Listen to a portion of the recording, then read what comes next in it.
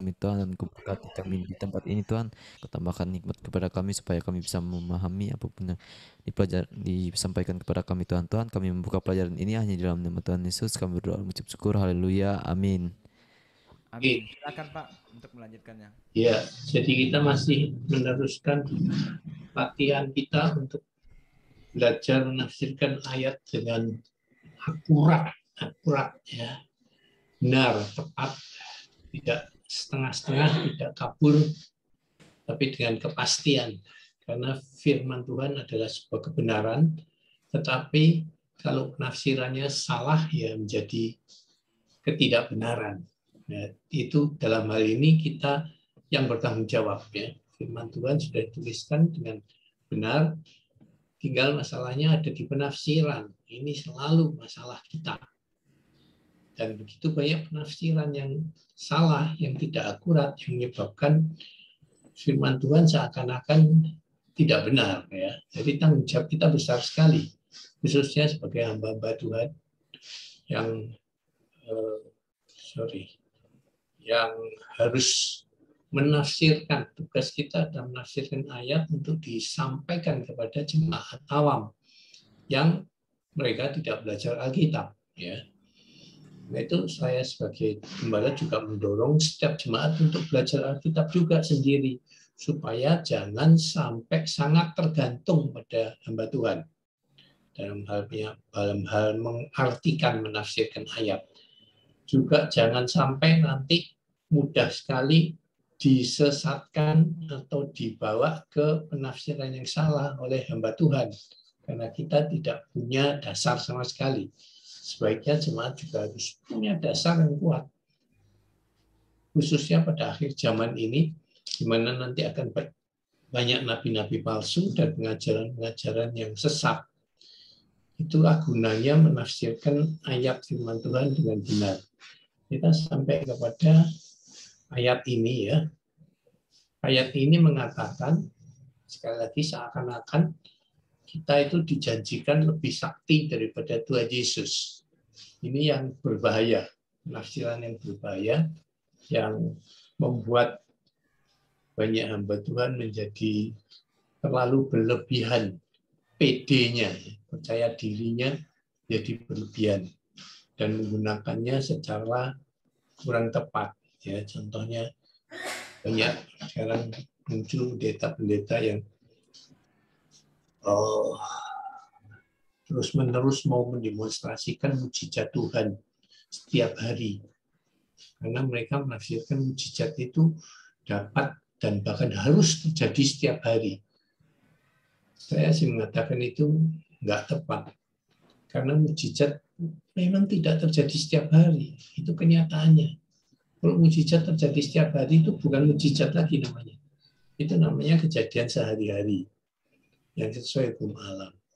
Karena itu banyak pendeta yang mendemonstrasikan mujizat-mujizat yang sebenarnya palsu mujizatnya. Karena orang terpengaruh secara psikologisnya. Sehingga seakan-akan dia merasa sembuh. Lalu nanti beberapa hari lagi kambuh lagi sakitnya. Karena pada saat disembuhkan dalam tanda kutip tadi, itu hanya perasaan psikologis saja. Oke, jadi kita kemarin sampai di bahasa asli sudah, keempat Injil sudah. Jadi juga ayat ini seringkali ditafsirkan bahwa setiap orang percaya akan mengalami janji itu, yaitu janji menjadi lebih hebat daripada Tuhan Yesus. Padahal ayat ini khusus ditujukan kepada para murid Yesus.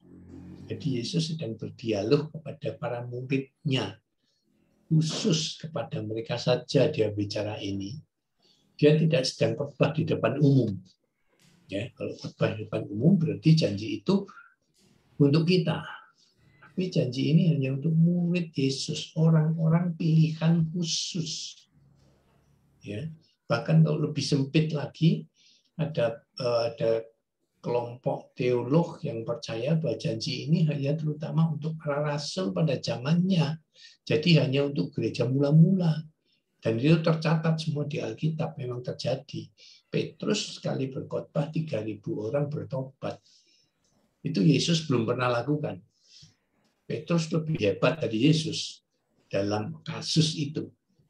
Ya, dalam kasus menginjil.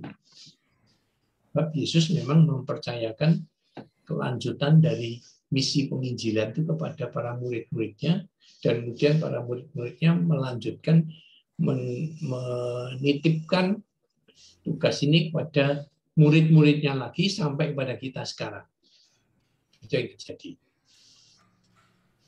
Kemudian syarat-syaratnya meminta dalam namanya. Artinya dalam namanya itu ya kita semua sudah berdoa dalam nama Tuhan Yesus. Tapi seringkali doa kita yang dalam nama Tuhan Yesus itu kita artikan hanya sebatas kita menyebutkan dalam nama Tuhan Yesus, amin. Padahal dalam namanya, dalam nama Tuhan Yesus itu arti yang paling dalam adalah permintaan kita itu sesuai dengan rencana dan kehendak Tuhan. Banyak orang berdoa mendikte Tuhan, mendikte dalam arti semua keinginannya yang dia diktekan pada Tuhan untuk dipenuhi. Dan setelah kita mengatakan dalam nama Yesus, itu seakan-akan semua doa kita langsung dijawab ya oleh Tuhan. Padahal doa kita adalah doa yang mendikte Tuhan. Mendikte Tuhan itu misalkan begini, beberapa hari yang lalu ada jemaat bersaksi. Dia bekerja sebagai guru di sekolah Korea. Orang Korea mendirikan sekolah di Purbalingga. Itu untuk menampung orang anak-anak yatim piatu, lalu di sekolah dan diasramakan di tempat itu gratis.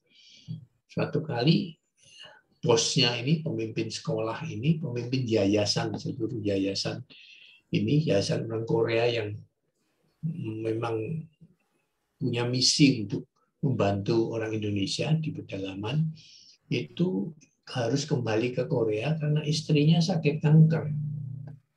Jadi guru-guru di sekolah ini kan berdoa untuk istrinya pemimpin mereka itu. Lalu mereka berdoa, Tuhan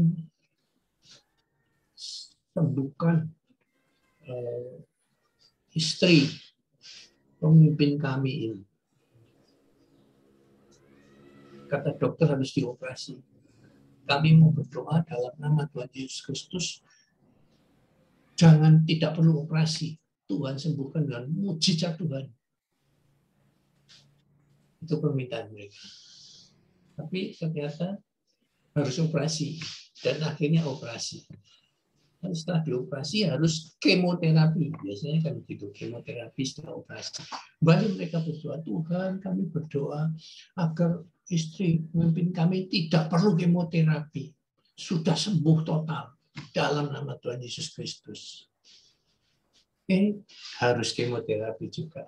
Akhirnya kemoterapi. Mereka heran kok semua doa mereka nggak dijawab Tuhan, malah sebaliknya yang terjadi. Saya mendengar kesaksian itu saya berkata, nah inilah contoh-contoh doa di mana kita mengatur Tuhan, mendikte Tuhan.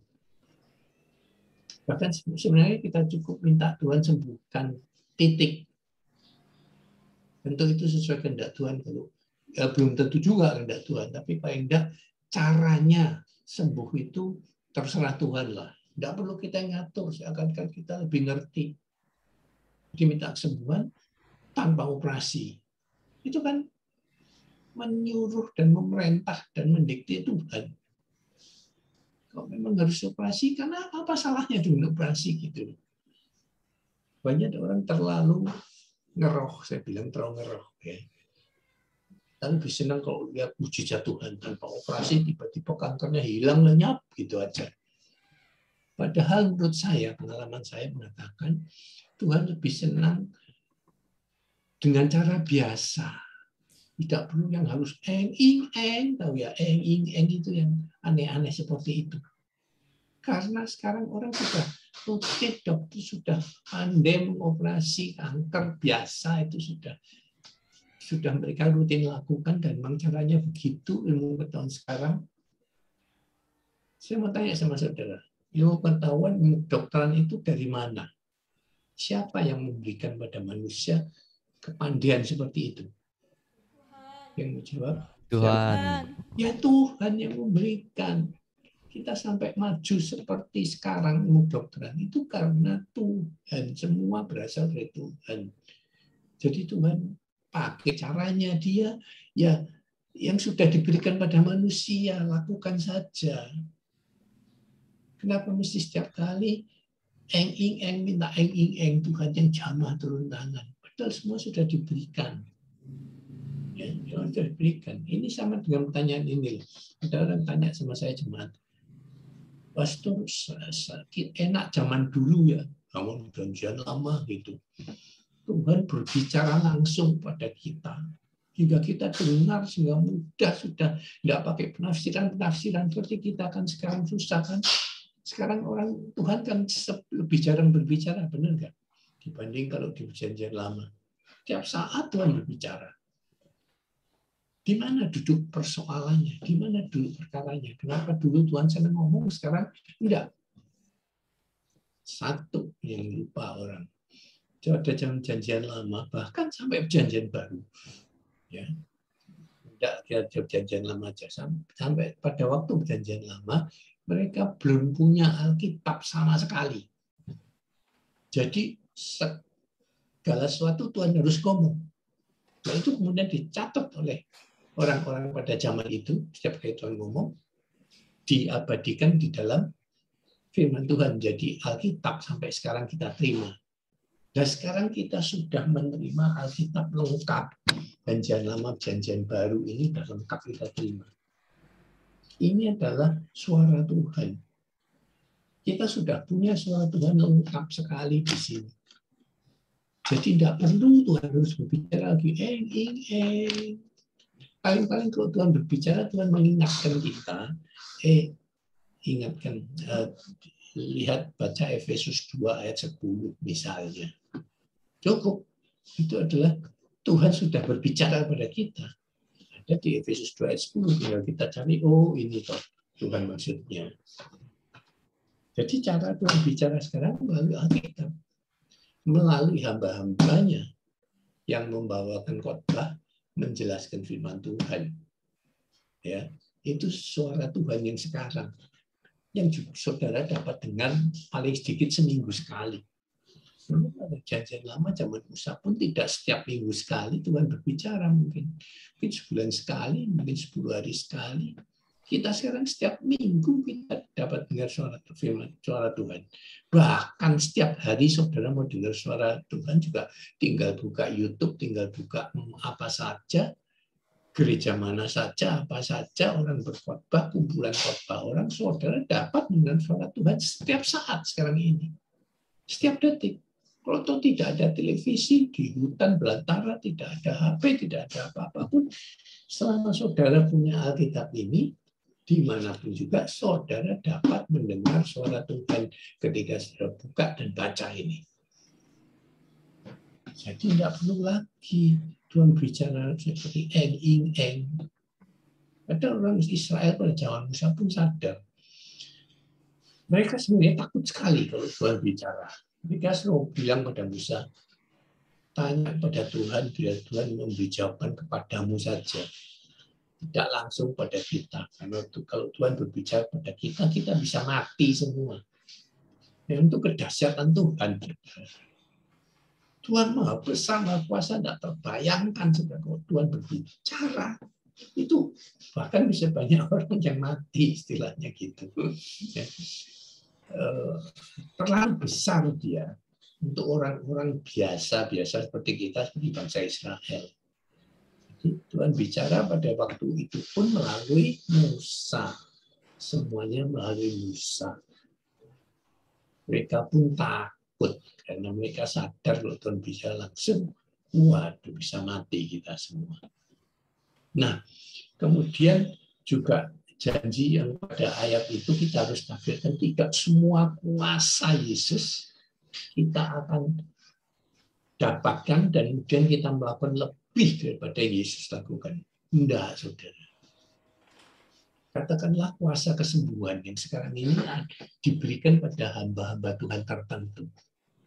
Kuasa Tuhan tentang kesembuhan sajalah kita cerita dulu. Itu pun terbatas sekali.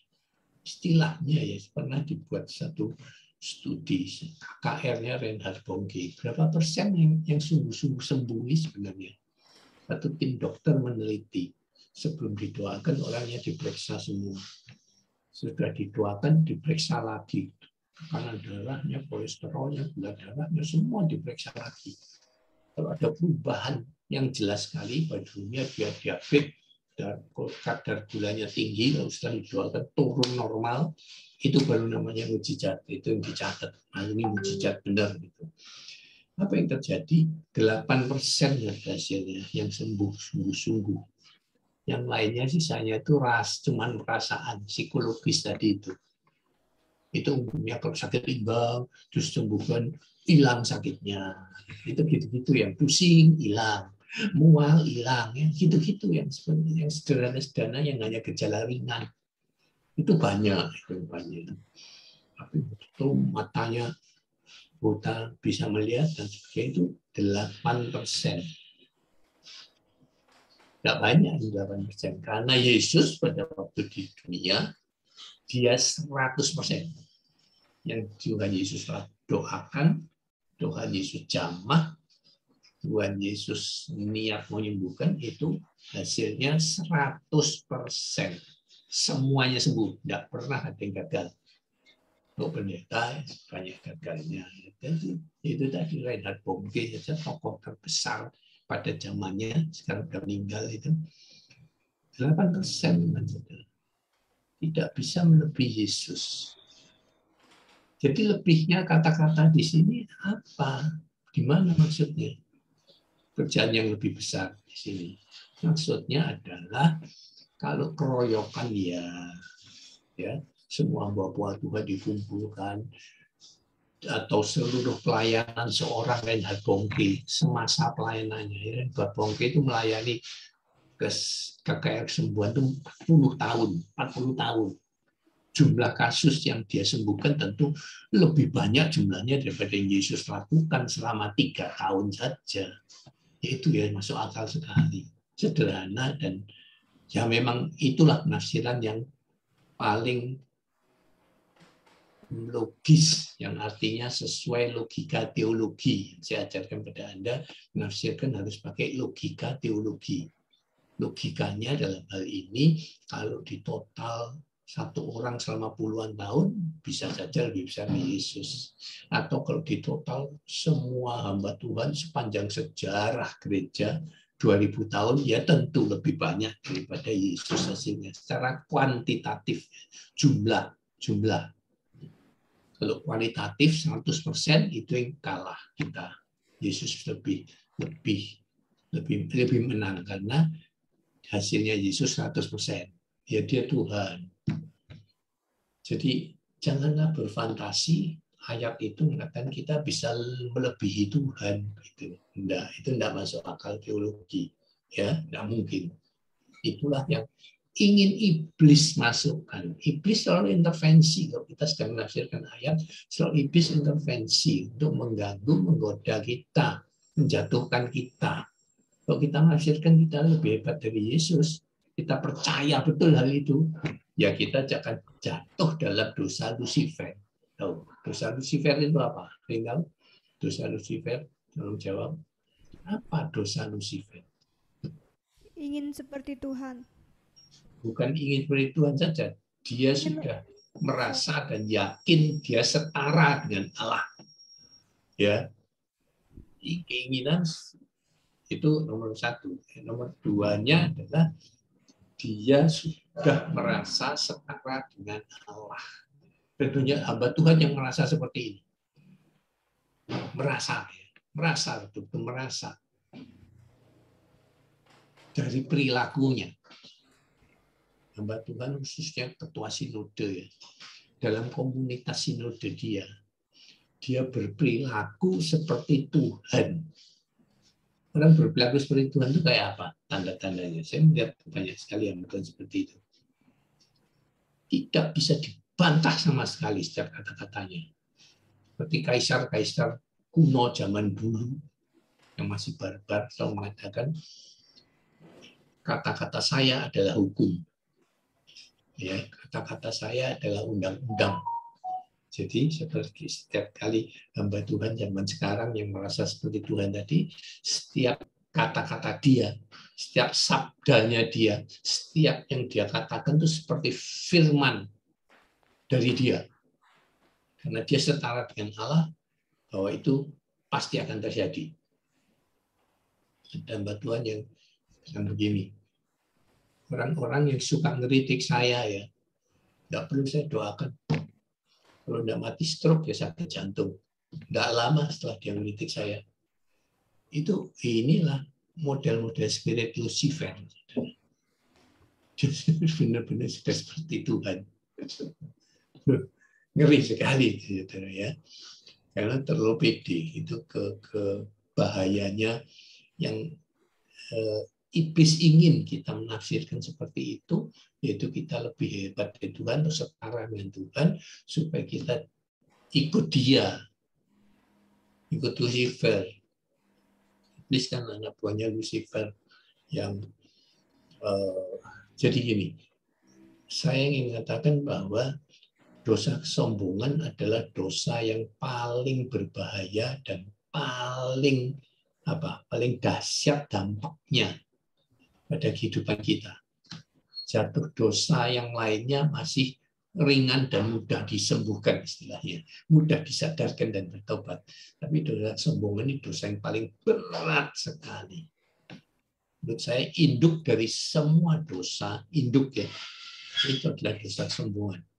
Karena apa?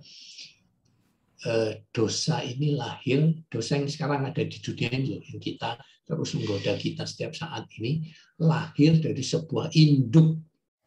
Dosa banyak sekali macamnya, ribuan, jutaan macam dosa. Tapi induknya itu satu, yaitu dosa kesombongan. Karena Lucifer jatuh pertama-tama karena dosa kesombongan ini. Dulu tidak ada dosa di surga, lalu dosa pertama yang ada di surga dan mempengaruhi seluruh alam semesta termasuk dunia adalah dosa kesombongan Lucifer. Jadi ketika Tuhan belum menciptakan manusia, ya, itu yang terjadi terlebih dulu adalah Lucifer jatuh dalam dosa. Ya, karena pada cerita Adam di Taman Eden itu sudah ada Lucifer, sudah ada setan, sudah ada si ular. Jadi kejadian Lucifer itu terjadi sebelum cerita Adam dan seluruh penciptaannya. Dia merasa setara dengan Allah karena dia dipuji oleh kesombongan. Ini bahayanya asal mulanya dari kebanyakan pujian. Orang Indonesia bilang besar kepala. Orang terlalu banyak dipuji, kepalanya menjadi besar. Ya, itu peribahasa. Si Lucifer ini juga begitu. Semua malaikat di surga memuji dia sebagai, kalau sekarang istilahnya worship leader, WL. Ya. Lucifer sudah pangkatnya cuma WL di surga. Cuma WL. Sederhana kan? WL ya. Tapi WL di surga. Gitu. Karena memang suaranya paling bagus. Hingga dia kalau memimpin pujian di surga memang hebat sekali. Lalu para malaikat lain-lainnya mulai memuji dia. Lalu akhirnya dia jatuh dalam sombongan. Oleh pujian itu dia merasa sudah setara dengan Allah. Ya ampun, cuman pintar WL sudah merasa setara dengan Allah. Ini kan kebangetan, saudara ya. Tapi itulah jatuhan orang. Orang itu jatuh seringkali karena satu sukses yang sebenarnya kecil sekali, tapi dianggap sangat besar. Sukses dalam keuangan. Ya cuma dalam keuangan kan sukses. Tidak ada artinya apa-apa itu, saudara. Cuma satu bidang. atau orang sukses dalam pendidikan sampai mencapai profesor, dia sudah merasa seperti orang paling pintar di dunia. Padahal cuma satu bidang di pendidikan saja dia hebatlah gitu ya. Dan kalau olahraga saya teringat tokoh-tokoh olahraga yang sangat sukses di zamannya. Contohnya Muhammad Ali. Nah, dengar Muhammad Ali ya, juara tinju dunia pada zamannya tahun 60-an, 70-an itu ketika dia sedang di puncaknya, dia mengatakan, I am the greatest, I am the greatest, aku yang paling besar. Itu sudah jatuh dan dosa semua. Begitu mengucapkan itu langsung mulai kalah lenyap. Hari tuanya sangat sengsara dia. Nah, Parkinson ya, yang gemeteran terus gini, goyang terus gini. Matinya jelek. Kemudian Mike Tyson tentu pernah dengar di era tahun 80-an, 90-an itu. Tidak terkalahkan selama puluhan kali juara dunia. Kalau nonton Mike Tyson waktu itu di televisi, hanya bisa tonton di televisi siaran langsung, jangan pernah terlambat buka televisinya. Karena Mike Tyson terkenal kalau bertinju tidak sampai 1 menit lawan sudah di KO sama dia. Ya, rekornya 30 detik. Baru tanding 30 detik, terus KO. Menang dia juara dunia. Berkali-kali itu terjadi. Sampai puncaknya. Pada waktu itu masih umur 20 tahun. 20 tahun, bahaya sekali orang sukses pada usia muda ya. Belum matang, udah sukses sekali itu bahaya sekali. Belum matang. Dia belum bisa memikul beban sukses. Sukses itu satu beban yang besar sekali. Langsung dari selebriti. Padahal 5-6 tahun yang lalu sebelumnya anak muda Mike Tyson ini masih gelandangan. Tahu gelandangan ya? Bambungan, gelandangan. Tanpa kerja, tidak punya rumah, tidak punya apa-apa. Orang yang sangat di bawah sekali. Lalu seorang pelatih tinju melihat bakatnya dan melatihnya menjadi juara dunia. Ke puncak kesuksesannya dia berkata, aku adalah manusia yang paling kuat di planet ini. I am the strongest man in this planet. Setelah menang pertandingan. Satu pertandingan di puncak-puncaknya itu dia. Itu pernyataan yang sangat sombong sekali. Habis itu dia mulai kalah jatuh. Dan kita tahu sekarang hari tuanya miskin, cukup miskin. Tapi agaknya dia agak bertobat. Dua-duanya ingat saudara, dua-duanya punya satu kesamaan, satu kesombongan. Kedua apa? Masuk Muslim. Dua-duanya saudara. Oke, jadi syaratnya bahwa kita memang bisa lebih hebat dari Yesus dalam hal kuantitas ya bisa. Ya, saudara pun mungkin, saya pun pendeta-pendeta umumnya membawa orang pada Yesus, membuat orang bertobat, ya cukup banyak lah, bisa belasan, bisa puluhan. Ya. Yesus di Alkitab tercatat selama 3 tahun melayani di bumi, tidak banyak dia menginjil. Ya. Tidak banyak dia menginjil. Ketika dia berkhotbah pun tidak diceritakan banyak orang bertobat. Cuma waktu itu orang hanya mengikuti dia karena fenomena-fenomena mujizat yang dia lakukan, bukan firman-Nya. Banyak yang sebenarnya belum bertobat, belum lahir baru, belum percaya Yesus. Semua cuma kagum saja. Ya, inilah bahayanya kalau orang yang terus-menerus melakukan mujizat, orang hanya kagum mujizatnya, hanya butuh mujizatnya, tapi tidak cari Yesusnya sebenarnya.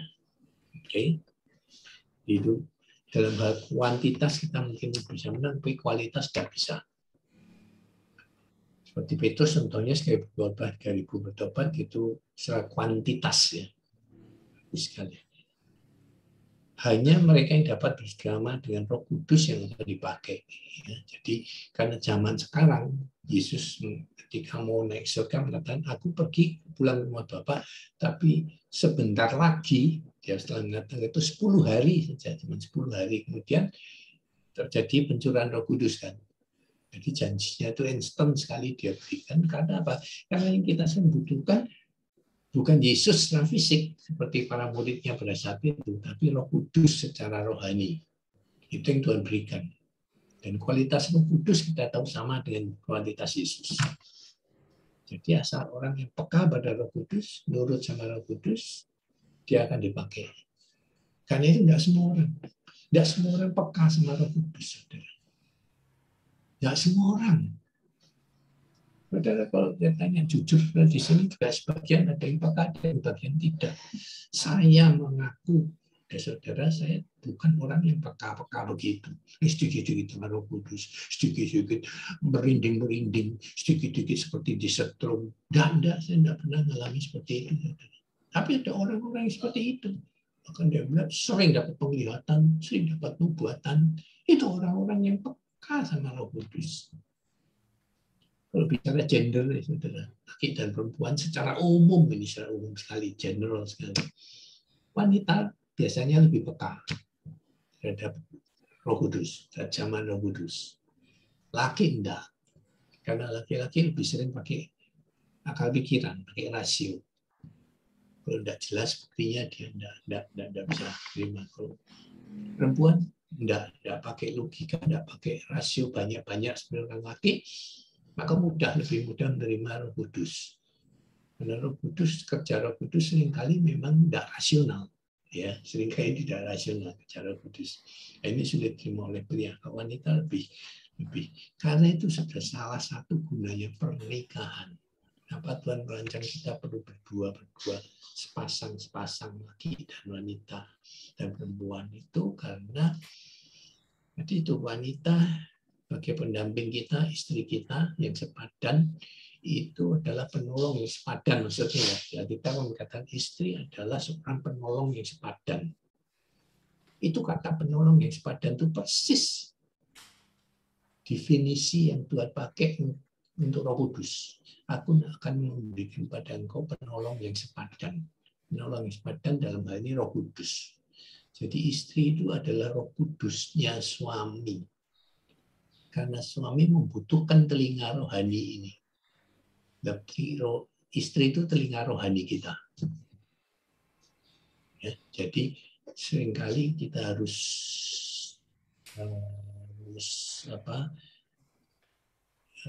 mendengarkan lebih banyak lagi apa yang istri katakan. Sebab sering juga, termasuk saya ini saudara, ada kecenderungan tidak mendengarkan kata-kata istri kita. Karena kita anggap kata-kata istri seringkali tidak rasional. Tidak rasional sama sekali. Contohnya ada satu kesaksian begini. Seorang businessman yang cinta Tuhan, suami istri cinta Tuhan. Businessman pandai, logikanya jalan. Istrinya rohani. Biasanya istri lebih rohani, saudara. Dalam banyak kasus, istri bertobat lebih dulu. Dalam banyak kasus ya, jarang terbalik. Walaupun ada itu. Istri bertobat dulu karena dia lebih peka pada panggilan Tuhan. Lalu setelah itu suami mengikutinya karena dia melihat perubahan istrinya. Nah, dari cerita kesaksian tersebut, suami ini sedang dalam rundingan dengan temannya di rumahnya, rekan bisnisnya atau calon rekan bisnisnya, mau kongsian, mau kerjasama bisnis, dibicarakan di rumah dia.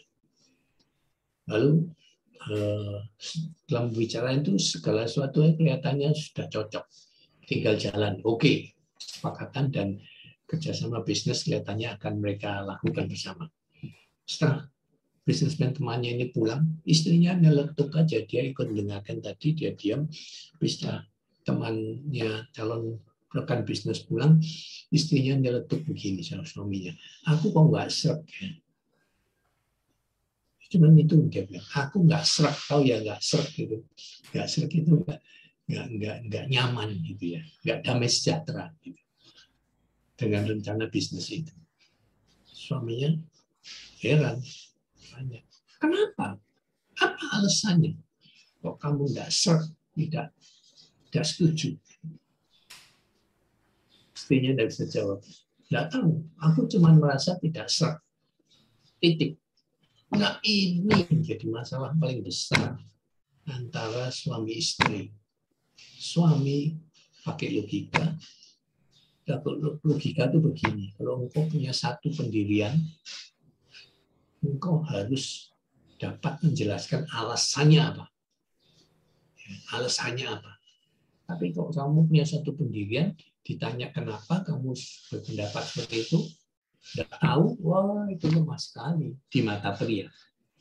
Di mata pria itu sama sekali tidak bisa diterima.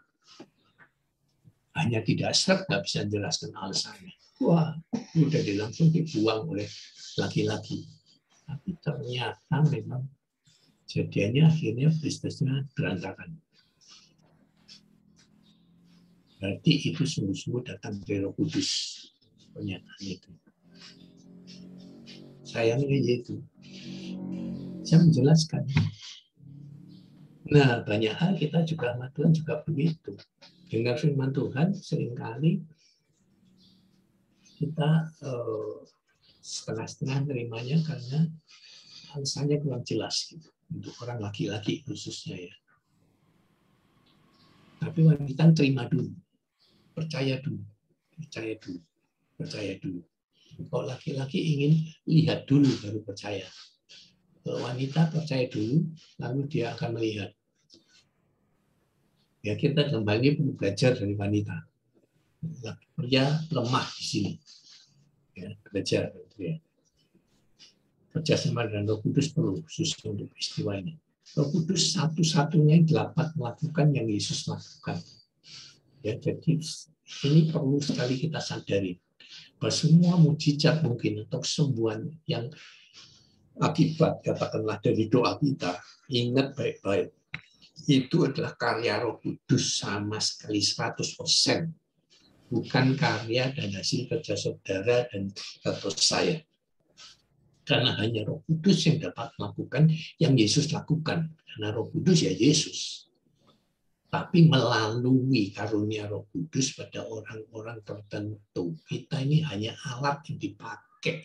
Ingat baik-baik itu. Ini doktrin yang sangat mendasar dan penting untuk setiap orang percaya yang dipakai Tuhan. Luar biasa.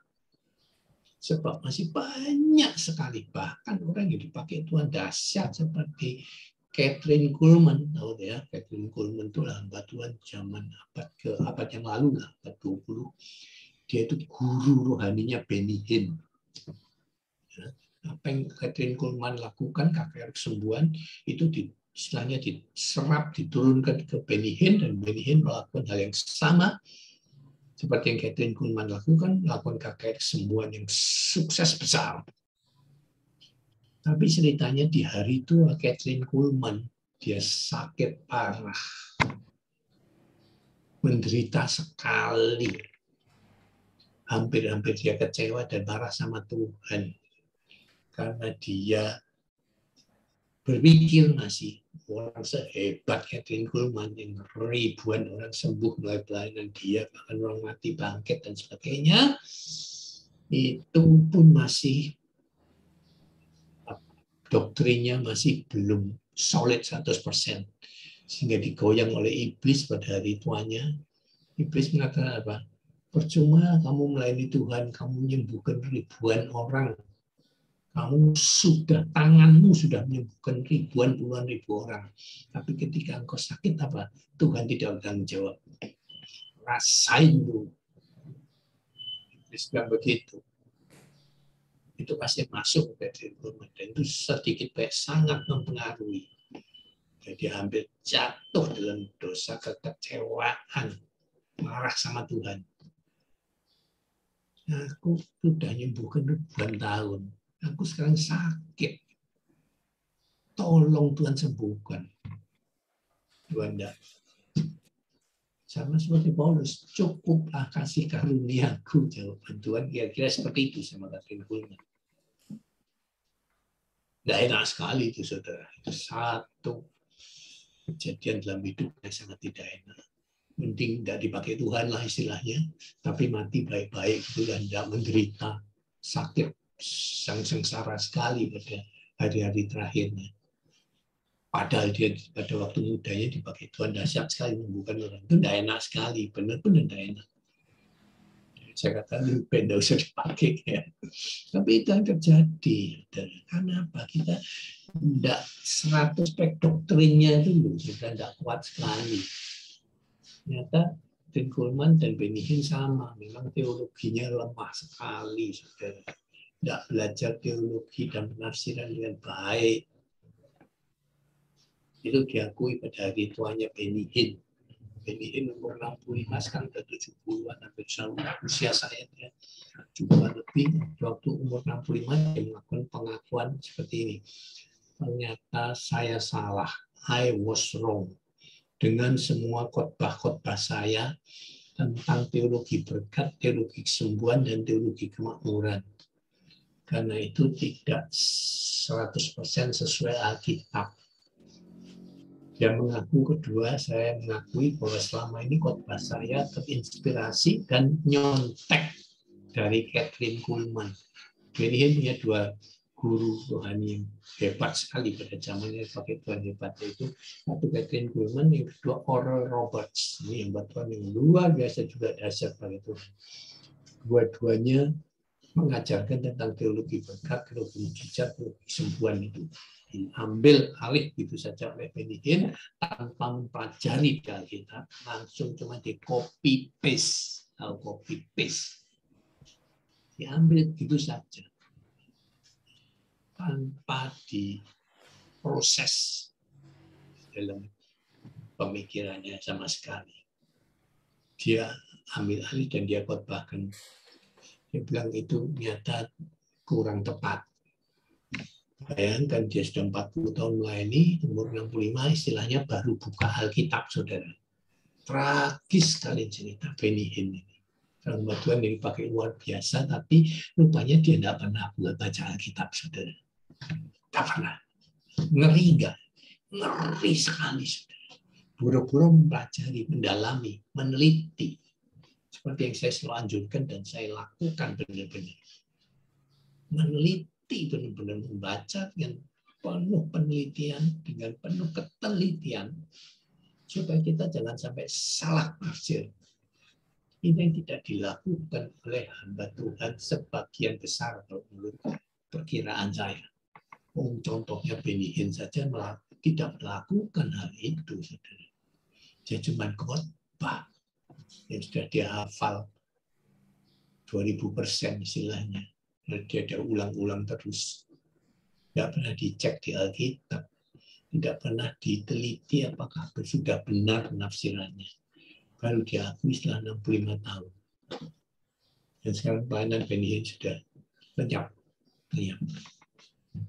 Semua seperti model-model dia, semua rata-rata jatuh dalam dosa kesombongan. Setelah sukses sekali, mulai pakai bodyguard, tahu ya. Bodyguard terutama kali model Benny Hinn ini yang mulai pakai bodyguard, penjaga keamanan pribadi itu loh, orang yang keker yang cepat rambutnya, yang hebat karatenya, yang pintar menembak dan sebagainya. Seperti presiden lah, presiden selalu punya bodyguard atau ajudan. Ya, ini hamba Tuhan, saya tidak pantas lah. Hamba Tuhan tidak perlu lagi lah. Ya, tapi Benny Hinn pakai bodyguard itu pertama sudah mulai keluar jalur. Kemudian beli jet pribadi, ya, private jet. Orang kaya, super kaya, kalau sudah pakai super jet aja nggak usah beli. Dia pakai super jetnya orang nggak nyewa lah, nyewa super jet udah hebat sekali. Benny Hinn enggak, dia beli. Jadi seperti mobil pribadinya dia, kemana saja dia pelayanan, dia naik private jet dia. Ya, model orang-orang yang nggak mau kumpul sama manusia-manusia biasa yang ada di kapal terbang yang penuh sesak, yang kursinya sempitnya nggak enak sekali. Naik pesawat enak sekali, sudah kalau jarak jauh ya. Kalau jarak dekat memang enak, tidak ada masalah. 1 jam sempit-sempitan kursi pesawat sangat sempit, sangat menyiksa jarak. Kursi ke kursi itu sangat mepet. Orang-orang yang kakinya panjang seperti saya, saudara. Tinggi saya normal sebenarnya 175, tapi ya di atas rata-rata. Nah Indonesia 175 itu gak enak sekali naik pesawat. Tapi untungnya cuma 1 jam. Ini kok ke Amerika 23 jam begini. Wah ya, benar-benar bisa nyiksa, benar-benar gak enak. Jadi dia nggak mau seperti itu. Kayaknya dia pakai pesawat jet pribadi. Lalu mulai kok pelayanan, selalu dia menetapkan tarifnya. Hati-hati dengan baturan yang kalau mau pelayanan mulai menetapkan tarif, hati-hati. Ya, ada tarifnya gitu, saudara. Kemudian penilaian tarif itu termasuk dalam tarif itu satu paket, saudara. Banyak permintaannya. Benihin itu. Kalau dia pelayanan di Indonesia, dia bikin KKR, dia mbak anak buah ratusan, bukan puluhan, ratusan anak buah dia. Dan dia minta diinginkan 1 lantai hotel bintang tertinggi yang ada di kota itu. Tidak mau di bawah bintang 5 dia. Terus bintang 5 ke atas, dan 1 lantai hotel tidak mau dicampur dengan tamu hotel lainnya. Dia butuh ratusan, kenapa saudara? Selain untuk melayani dia semua kebutuhan dia, tapi ratusan ini tidak masuk akal. Puluhan cukup ya. Ratusan buat apa? Buat settingnya khotbah dia. Tahu settingan ya? Karena bahasanya settingan. Kalau dia khotbah, ratusan anak buah dia itu disebar di antara jemaat itu, terutama bagian depan gitu ya. Lalu ketika dia mulai demonstrasi, saya melihat Benihin itu menyaksikan dengan mata kepala sendiri, kalau dia mulai demonstrasikan kuasanya yang dia merasa sebagai kekuasa dia, powernya dia itu, dia lepas jasnya, lalu mulai dikebut-kebutkan gini jasnya. But. Kalau orang pendeta biasa kan mendoakan biasa tumpang tangan, ke tangan gini. Kalau dia tidak pakai jas, kebut-kebutkan, lantas mulai rebah. Ratusan orang rebah. Siapa yang rebah? Anak buahnya. Nah, inilah dia tahu betul. Ini namanya kalau orang psikolog mengatakan psikologi massa. Dia mainkan psikologi massa. Kalau ada ratusan orang rebah, orang lain di sebelah-sebelahnya itu terpengaruh. Setelah sugesti, langsung ikut lebah. Ada yang orang yang lemah-lemah mental. Banyak orang lemah mental. Orang lemah mental itu orang yang mudah dihipnotis cirinya, gampang sekali. Tidak semua orang gampang dihipnotis ya. Hipnotis itu mencari orang-orang yang lemah mentalnya, sedang stres dan depresi, atau memang lemah mentalnya. Orang yang mudah jadi mental breakdown. Orang yang mudah jadi gila. Kalau stres benar-benar jadi gila. Orang gila tahu ya. Itu adalah orang yang lemah mental. Stres sedikit jadi gila. Stres yang sama dialami oleh banyak orang. Bisa bangkrut, itu banyak orang mengalami. Bisa bangkit, normal. Itu orang yang lemah mental, itu bangkrut sekali, gila. Atau putus cinta, gila. Atau masuk rumah sakit jiwa. Itu jarang memang. Tapi ada orang seperti itu. Ini model-model orang yang lemah mental. Yang kedua, kenapa banyak orang ikut-ikutan rebah? Kalau sudah begini itu sepertiga, seperempat di stadion itu rebah. Hebat sekali semua orang. Makanya jangan pernah percaya pada fenomena. Fenomena rebah, saudara. Ini yang saya paling tidak setuju. Karena di Alkitab tidak ada sama sekali contoh kalau orang kemasukan Roh Kudus lantas rebah jatuh, itu tidak ada ceritanya di Alkitab sama sekali. Tidak ada. Tapi kok sekarang musim ya? Hati-hati, saudara. hati-hati. Iblis bekerja penuh di KKR. Disesatkan semua. Kalau pendeta doakan tidak rebah itu jelek, itu pendeta yang tidak beriman. Tapi kalau pendeta tidak doakan rebah, itu hebat. Makin cepat 1 menit, ada yang 1 detik, ada yang 3 detik, baru dijamah udah rebah, itu makin hebat, makin sakti. Itu kosong semua, saudara. Itu ilmu kosong semua, itu ilmu psikologi semua. Hati-hati fenomena-fenomena seperti ini tidak ada di Alkitab, tapi seperti jadi doktrin. Doktrin sekarang. Kalau kamu sudah rebah itu berarti Roh Kudus turun, kamu dijamah. Kalau kamu sakit pasti sembuh. Kamu apapun juga pasti hilang semua masalahmu. Itu doktrin yang sesat semua. Ngeri saudara ya. Jadi jangan pernah, pesan saya dengan slide ini, jangan pernah merasa kalau engkau dipakai Tuhan itu engkau yang sakti. Itu namanya yang disebut dosa mencuri kemuliaan Tuhan. Banyak orang yang dipakai Tuhan akhirnya jatuh dan dosa mencuri kemuliaan Tuhan. Dan itu sudah tercatat dengan indah di Alkitab. Yaitu ketika Yesus masuk Yerusalem, saudara. Pada hari-hari terakhirnya sebelum dia mau disalib itu, dia masuk ke Yerusalem di puncak kepopulerannya, di puncak sukses pelayanan Yesus, sukses dunia ini sebenarnya. Nah, dianggap populer. Hanya populer saja, orang hanya ingin melihat fenomenanya, tapi tidak percaya Yesusnya. Itu yang terjadi pada zamannya Yesus. Dilulukan masuk Yerusalem.